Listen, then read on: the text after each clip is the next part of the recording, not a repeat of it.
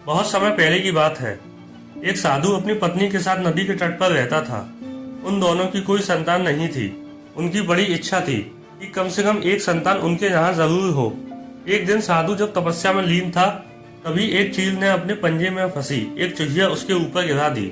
साधु ने उस चुहिया को घर ले जाने का निश्चय किया, लेकिन उससे पहले उसने उसे एक लड़की में बदल दिया। उस लड़की को देखकर साधु की पत्नी ने पूछा, अरे कौन है ये, इसे कहाँ से लाए हो? साधु ने पत्नी को पूरी बात बताई। उसकी पत्नी बहुत प्रसन्न हुई और बोली, तुमने उसे जीवन दिया है, इसलिए तुम ही उसके पिता हुए। हमारे यहाँ कोई संतान नहीं थी, इसलिए भगवान ने इसे हमारे पास भेजा है। जल्द ही वो बच्ची एक सुंदर युवती बन गई। जब वह 16 साल की हुई तो साधु और उसकी पत्नी ने उसका विवाह करने का निश्चय किया। साधु ने सूर्य देवता का आह्वान किया। जब सूर्य देवता उसके सामने आए तो साधु ने उनसे उसकी बेटी से विवाह करने की प्रार्थना की। हालांकि लड़की को यह विचार अच्छा नहीं लगा और उसने कह दिया, क्षमा कीजिए, मैं सूर्य देवता से विवाह नहीं कर सकती क्योंकि वो बहुत ज्यादा गर्म है। निराश साधु ने सूर्य देवता से कहा कि अब वे ही उसकी लड़की के लिए कोई सुयोग्य वर सुझाएं। सूर्य देवता ने कहा, बादलों के देवता से आपकी लड़की की जोड़ी सही बैठेगी क्योंकि वे ही धूप की गर्मी से उसकी रक्षा कर सकते हैं। साधु ने अब बादल देवता से उसकी लड़की से विवाह करने की प्रार्थना की।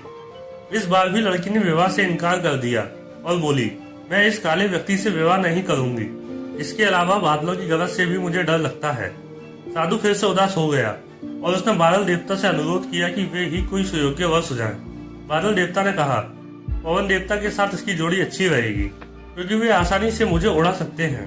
साधु ने पवन देवता से विवाह का अनुरोध किया। इस बार भी लड़की ने विवाह से इनकार कर दिया और बोली, मैं ऐसे अस्थिर व्यक्ति से विवाह नहीं कर सकती जो हर समय यहाँ वहाँ उड़ता हो। साधु काफी परेशान हो गया।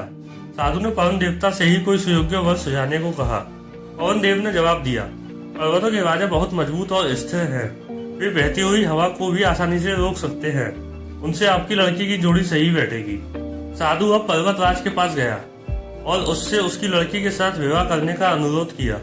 हालांकि इस बार भी लड़की ने विवाह से इनकार कर दिया और कहा, मैं ऐसे किसी व्यक्ति से विवाह नहीं कर सकती जो इतना कठोर और ठंडा हो। लड़की ने साधु से किसी नर्म वर को खोजने को कहा। साधु ने पर्वतराज से सलाह मांगी। पर्वतराज ने जवाब दिया, किसी चूहे के साथ ही आपकी लड़की की जोड़ी सही रहेगी क्योंकि वो नर्म भी है और आसानी से किसी पर्वत में भी बिल बना सकता है। इस बार लड़की को वर पसंद आ गया। साधु काफी हैरान हुआ और बोला, भाग्य का खेल कितना निराला है। तुम मेरे पास एक चुहिया के रूप में आई थी और मैंने ही तुम्हें लड़की का रूप दिया था। चुहिया के रूप में जन्म लेने के कारण तुम्हारे भाग्य में चूहे से ही विवाह करना लिखा था और वही हुआ। भाग्य में जो लिखा था वही हुआ। साधु ने फिर से प्रार्थना शुरू कर दी और लड़की को दोबारा चुहिया बना दिया।